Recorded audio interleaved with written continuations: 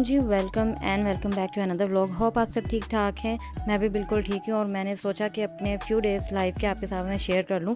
तो यहाँ मैंने शाम से व्लॉग स्टार्ट किया था और यहाँ पर ये जो मैंने स्टफ़ खोला हुआ है ना, ये भाई ने क्लॉक ऑर्डर किया था दराज से, तो वो हमें पार्सल रिसीव हुआ था काफ़ी टाइम का।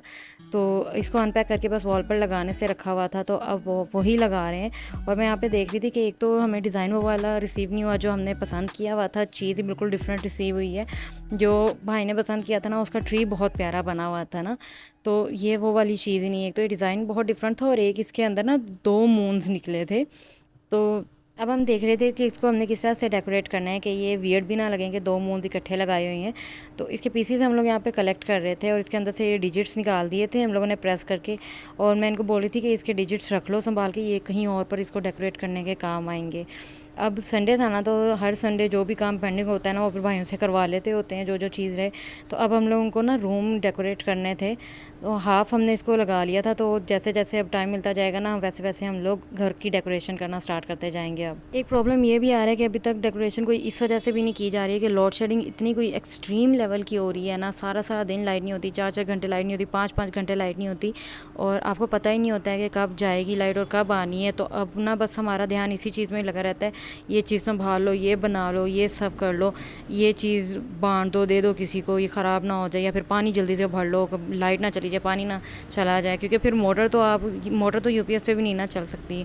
तो इन चीज़ों की वजह से इतने डिस्ट्रैक्ट हुए हैं ना कि नॉर्मल रूटीन की तरफ आ ही नहीं रहे। एक इतनी दफ़ा ट्रांसफार्मर ख़राब हो चुका है ना हमारे एरिया का कि हम लोग ना अब हर वक्त हम लोग स्ट्रेस में ही है कि कोई पता नहीं ज़रा हवा चले ना तो हमें टेंशन होती है कि ट्रांसफार्मर ना ख़राब हो जाए। एनीवेज नेक्स्ट नाइट ना मेरा बर्थडे नाइट था और लाइट हमेशा की तरह फिर से नहीं थी, लाइट ख़राब हुई हुई थी। तो हम लोग ना नीचे यूपीएस की बैटरी सेव करने के लिए ना सब कुछ ऑफ़ करके हम लोग छत पे आ गए थे। और मेरे लिए ना भाभी ने केक बेक किया था, बहुत अरसे के बाद भाभी ने बेकिंग स्टार्ट की है। इनकी शादी के बाद तो इन्हें फ़र्स्ट टाइम ही स्टार्ट किया बेकिंग, और ये मेरे लिए मेरा फेवरेट उन्होंने चॉकलेट केक बनाया था। उनको इतना तसल्ली बख्श नहीं लग रहा था क्योंकि इनके अकॉर्डिंग ना इसमें थे थोड़े से प्रॉब्लम, लेकिन मुझे ना इनकी एफ़र्ट मुझे बहुत मैटर कर रही थी। बहुत टेस्टी बना था और मम्मा घर नहीं थी, तो हम लोग छत पे बैठ कर ना, बहन भाई और भाभी, हमने छत पे अंधेरे में बैठ कर वहीं पर ही हम लोगों ने चाय के साथ केक ले लिया था और इस तरह मेरा बर्थडे हो गया था। अब ये भी मुझे याद रहेगा कि किस तरह की सिचुएशन में, किस तरह लाइट के बगैर हम लोग छत पे बैठ के केक खा रहे थे। केक तो क्या बस एक बहाना होता है ना, कुछ भी मीठा खाने का, या कुछ भी किसी बहाने आप गैदरिंग हो जाए, छोटे छोटे मोमेंट्स को ना आप कलेक्ट कर लो, एंजॉय कर लो। तो उसके भी नेक्स्ट डे मैंने ना कुछ क्लिप्स ये कलेक्ट किए हुए हैं। पूरा पूरा दिन नहीं मैंने इस दफ़ा शूट किया क्योंकि इतनी एक तो एनर्जी नहीं थी, एक मुझे हेक्टिक लग रहा था। तो नेक्स्ट डे फिर अब मुझे खाने के लिए समझ नहीं आ रही थी कि क्या बनाऊँ, तो फिर मैं बैंगन के पकौड़े बनाने लगी थी। और उससे पहले मैं और भाभी हम लोग टीवी देख रहे थे साथ, हम लोगों ने चाय वगैरह इन्जॉय की थी। लाइट आई थी और बहुत सारा पानी का जो काम था ना, वो सारा हम लोगों ने वाइंड अप किया था, सारी डस्टिंग की थी, डीप क्लीनिंग की थी। क्योंकि जब भी लाइट जाती है ना, तो उसके बाद जितना मर्जी आपने घर साफ़ किया हो ना, जब तक लाइट आती है और दोबारा आपका पानी वगैरह आता है, आप सब कुछ रीस्टोर करते हो ना, तब तक फिर से इतना ज़्यादा मैस हो चुका होता है, इतने बर्तन भी हो जाते हैं। और फिर पानी सेव करने के चक्कर में ना हम लोग बार बार नहीं बर्तन धोते, अदरवाइज़ हमारे कहीं 5 6 बार दिन में बर्तन ही धुल जाते हैं। भारी भारी जो हो जाता है किचन में पकड़ के साथ साथ धो के रखे जाते हैं। लेकिन जब पानी का, मैं बताऊँ ना कि लाइट की कोई गारंटी नहीं है, या ट्रांसफार्मर ख़राब है कब लाइट आएगी, तो फिर हम लोग बहुत कंजूसी से काम लेते हैं पानी के बारे में ना। तो उसकी वजह से अब हम लोगों ने सारी डिशेस वगैरह की थी, डस्टिंग की थी, डीप क्लीनिंग की थी। तो ये हमें ज़्यादा इजी लग रहा था कि पकोड़े बना लेते हैं, क्योंकि समझ भी नहीं आ रहा था और एग्जॉस्ट भी हो गए थे। और गर्मी है तो डेली पता भी नहीं चल रहा होता कि डेली डेली आपने क्या खाना है। तो साथ में हम लोग ड्रामा देख रहे थे। ये न्यू ड्रामा आजकल हम लोग ने देखना शुरू किया है। नॉर्मली मैं ड्रामा देखती नहीं होती, मुझे व्लॉग्स पसंद है, मैं व्लॉग्स देखती हूँ, लेकिन अब हम लोग सब ख़वातीन इकट्ठी होती ना शाम में, तो टाइम स्पेंड करने के लिए ना हम लोग कोई भी ड्रामा लगा लेती हैं। और ये जाने जहाँ दानिश तैमूर का ना जान निसार, सॉरी, ये बहुत ज़्यादा आजकल ट्रेंड में जा रहा है और ये बड़ी अच्छी इसकी स्टोरी जा रही है। हम लोग अब आजकल इकट्ठे बैठकर ये देख रहे होते हैं। इससे पहले दीवानगी था ख्वीबा बुखारी का और दानिश तैमूर का, ये भी हमने बहुत शौक से देखा था। और उसके बाद अब हम लोग ये वाला इनका ड्रामा देख रहे हैं और ये भी बड़ा एपिक जा रहा है, कुछ चीज़ें उससे रिलेट करी उसी स्टोरी से। लेकिन ना फिर भी ये इसके अंदर इसका एटलीस्ट रोल पॉजिटिव है ना, तो उसकी वजह से हमें बड़ा हो रहा था कि ये वाला ड्रामा देखते हैं किस तरह जाता है, कहाँ पर जाता है और क्या इसकी स्टोरी लाइन निकलती है। और ये थी हमारी वॉल की कंप्लीट लुक। यहाँ पे स्टार्स भाई को जैसे जैसे चाहिए थे ना, तो मैंने और भाई ने मिलकर ये लगाया था। जैसे जैसे भाई को स्टार अच्छे लग रहे थे ना वैसे वैसे लगाए थे। मेरा प्लान और था लगाने का था, लेकिन भाई को था कि क्लॉक के ना साइड्स पर भी हम लोगों ने चार चार स्टार्स लगाने।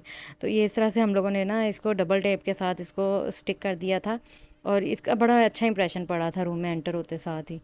अच्छा जी, अब ईद फिर से करीब है ना, तो अब दोबारा से हम लोगों ने कपड़े निकालिए जो भी स्टिच होने वाले थे, क्योंकि बाकी के काम तो अब ख़त्म नहीं होने। तो अब हमने सिस्टर से स्टिच करवाने, इस दफ़ा हम कहीं नहीं देंगे सिलाई करने के लिए, घर पे ही करेंगे। और सिंपल सिंपल सा इनको स्टिच करना है। ये भाभी के ड्रेसेस थे, इन्होंने निकाल के रखे हुए थे, जो ये लेके आई थी, छोटी ईद के करीब लेकर आई थी। अब ये बड़ी ईद पर पहन लेंगी, और कुछ इन्होंने घर पे भी स्टिच करने थे, तो अभी दो इन्होंने निकाल के रखे हैं। इसके बाद हमारे स्टिच होंगे, और घर पे स्टिच करने लॉन में सिंपल में, जो बहुत ही ईजी रहे। हम में से किसी का भी प्लान नहीं है कि ईद के दिन हम लोग एम्ब्रॉयडरी वाला सूट पहने, क्योंकि इस दफ़ा गर्मी ज़्यादा होगी छोटी ईद की निस्बत, और वैसे भी बड़ी ईद पर आपका काम भी ज़्यादा होता है और किचन में भी टाइम स्पेंड होता है। तो फिर ना जितना कम कंफर्टेबल होना जो ड्रेस वो उतना ही ज़्यादा अच्छा रहता है। तो बड़ी ईद पर मैं कभी भी एम्ब्रॉयडरी वाला नहीं पहनती, और इस बार हम में से किसी का भी प्लान नहीं है। सो ये एक लेकर आई थी छोटी ईद पर भाभी अपना ड्रेस, और इसके साथ इन्होंने लेस मैच की हुई थी। दुपट्टास मैंने इनके नहीं निकाल के रखे, वो मैं भी नहीं दिखा सकती क्योंकि वो पिको करने हैं, तो अभी भाभी ने संभाले हुए थे। जब ये स्टिच हो जाएंगे तो फिर मैं इनकी कंप्लीट लुक भी आपके साथ शेयर करूँगी।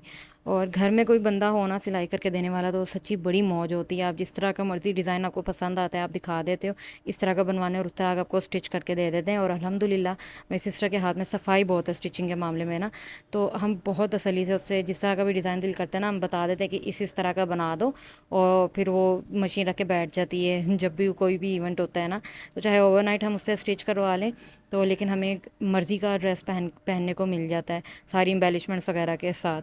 तो ये इनका दूसरा ड्रेस था, ये वाला इनका प्लान था कि ईद पर पहनने का, लेकिन अब पता नहीं इनमें से कौन सा वो पहनती हैं। अभी बस स्टिच किए जाएंगे, और फिर जो अच्छा लगेगा ना वो फिर एक दिन पहले हम लोग रेडी करके सारे रख लेंगे। तो इसके साथ ये ना इसकी लेस भी थी। ये इसका था सामने से ना तरीज़ों वाला जिस तरह कुर्ता होता है, ये उस तरह से इसके पीसीज अलग अलग से उन्होंने बने हुए दिए थे। और इसके साथ फ्रंट पे इसकी एम्ब्रॉयडरी थी गले की, और ये एम्ब्रॉयडरी इस तरह की थी कि इसको आपको बहुत क्लोजली देखना पड़ता था कि कहाँ से सीधा कहाँ से उल्टा है। बहुत हैवी एम्ब्रॉयडरी नहीं थी, लेकिन ना बड़ी वो खुली खुली जिस तरह से टांका लगा होता है उस तरह की इसकी थी एम्ब्रॉयडरी। और वी नेक इसका बना हुआ था आगे से। तो इसके ऊपर इतनी कोई ख़ास एम्बेलिशमेंट्स नहीं होंगी। इसके ऊपर एक तो इन्होंने बहुत चौड़ी लेस दी थी स्लीव्स वाली, जो कि उनका प्लान था भाभी का कि बॉर्डर पर लगा लेंगी स्लीव्स पर लगाने की बजाय, क्योंकि उनको बॉर्डर पे लेस हैवी चाहिए थी और स्लीव्स पर बहुत हैवी नहीं चाहिए थी। तो एक तो इसके साथ ही मिल गई थी ड्रेस के साथ, और एक वो अलग से इसके साथ ले आई थी। इसके साथ शॉकिंग पिंक कलर का दुपट्टा था, और ये बड़ा प्यारा लग रहा था इसके साथ। और ये कलर ना पहना हुआ भी बहुत अच्छा लगता है। कुछ कुछ लोगों को ना ग्लो बहुत करता है, और भाभी को इस तरह के कलर सूट बहुत करते हैं। ये वाली इसकी चौड़ी लेस थी जो इसके साथ स्लीव पर लगाने के लिए इन्होंने साथ में ही दी थी। और ये भाभी का प्लान था इसको बॉर्डर पर लगा लेंगे, क्योंकि इस तरह के ना बॉर्डर पे वैसे भी प्यारे लगते हैं। और जो यहाँ पे पोस्टर में है ना, इसके बॉर्डर बिल्कुल प्लेन थे, इसके जस्ट स्लीव्स पर था, और उसके अलावा इसका ट्राउज़र भी बिल्कुल प्लेन था, और कहीं पर भी इसकी कोई एम्बेलिशमेंट्स या कोई भी लेसेस वगैरह इसकी नहीं लगाई गई थी। और इसके अलावा पाइपिंग इन्होंने ले ली थी लगाने के लिए ड्रेस के ऊपर, और ये दुपट्टे के कलर के साथ इन्होंने मैच की थी, और इसकी वजह से ना इस सूट का ग्लो और भी ज़्यादा इसका रूप निकल आएगा। इसके साथ फिर उन्होंने ना एक बारीक लेस लेके रखी थी, वो भी मैं भी आपको दिखाती हूँ। ये वाली अब ये लगाएंगी स्लीव्स के ऊपर, और ये बहुत ज़्यादा इससे ना रिलेट कर रही है, बहुत ज़्यादा इसके साथ मैच कर रही है, ऐसे लग रहा है जैसे इसी के साथ ही ली है। तो ये हमें भी आइडिया इनका अच्छा लगा था, ये भाभी खुद ही जाकर खुद ही पसंद करके ले आई थी इसके साथ की। और बाकी ये स्लीव्स पर फिर वो छोटी वाली लेस लग जाएगी और बॉर्डर पे हैवी लग जाएगी ना, तो बिल्कुल रेडीमेड सूट वाली इसकी लुक आ जाएगी। और ना इस तरह की जो ड्रेसेस है ना फिर एम्ब्रॉयडरी वाली, ये सफाई से स्टिच हुई है ना, तो आप डिफ़र नहीं कर सकते हो कि ये रेडीमेड है या फिर ये घर पे आपने स्टिच करवाया है। जो भी ये इसके साथ इसका ट्राउज़र है, तो ये ना गर्मियों में कहीं पर भी दावतों पर, पार्टीज़ पर, फंक्शंस पर ना आप आराम से पहन सकते हो। वैसे तो ये ईद के दिन पहनने के लिए भी बेस्ट है। अब डिपेंड करता है कि उस दिन मौसम क्या होगा, और उसके हिसाब से फिर बाद में चूज़ किया जाएगा। तो ये भी इनके जस्ट दो ड्रेसेस इन्होंने निकाल के रखे थे स्टिच करवाने के लिए, श्रिंक करके रखे थे। मैंने सोचा ये आपके साथ मैं शेयर कर दूँ, इनकी कंप्लीट लुक भी मैं आपके साथ शेयर कर दूँगी। और अभी हम लोग बैठे हुए थे, सब इकट्ठे चाय पी रहे थे, तो मैंने सोचा कि ये ड्रेसेस आपको दिखा दूँ। हम इसके डिज़ाइंस के बारे में बात कर रहे थे। इंतहाई किस्म की गर्मी थी ना, तो हम लोग नीचे आ गए थे सारे, और नीचे हमने कूलर ऑन कर लिया था, क्योंकि ऊपर वाले पोर्शन में ना तो आप ऐसे जैसे सूरज से आप सलाम दुआ डायरेक्ट कर रहे हो। और लेकिन चाहे तो मैं नहीं छोड़ सकती, जितनी मर्ज़ी, चाहे 40 डिग्री सेंटीग्रेड है गर्मी, चाहे 45 है, चाहे मेरी 2 टाइम जा रही है, रेगुलर जा रही है, और अम्मी से डांट खाने के बाद भी जा रही है, क्योंकि ये नहीं छोड़ी जा सकती। ऐसी हमें कैफ़ीन एडिक्शन है कि मैं लस्सी भी पी रही हूँ लेकिन फिर मुझे चाय भी चाहिए। अब काफ़ी दिन के बाद ना मैं इंस्टा पर एक्टिव हुई हूँ। मेरा बहुत पुराना अकाउंट था वहाँ पे, तो वहाँ पर भी मुझे इतने सारे टीवी लवर्स देखने को मिले हैं ना, तो बड़ी खुशी हुई है मुझे कि मैं अकेली नहीं हूँ जिसको इतनी आदत पड़ी हुई है इतनी शदीद गर्मी में चाय की। मज़दूरों की तरह हम और बहुत सारे लोग हैं जिनको इतनी शदीद गर्मी में भी चाय चाहिए होती है। और इंस्टा से मुझे याद आया कि मैंने फ़ेसबुक के बारे में आपको बताया था कि मेरा एफबी पर पेज है, तो आप लोग वहाँ पर मुझे फॉलो कर सकते हैं ईशा रीबूट के नाम से। वहाँ भी मैं एक्टिव हूँ और वहाँ पर माशाल्लाह अच्छी कम्युनिटी है मेरी, तो वहाँ पर भी हम कनेक्ट होते रहेंगे।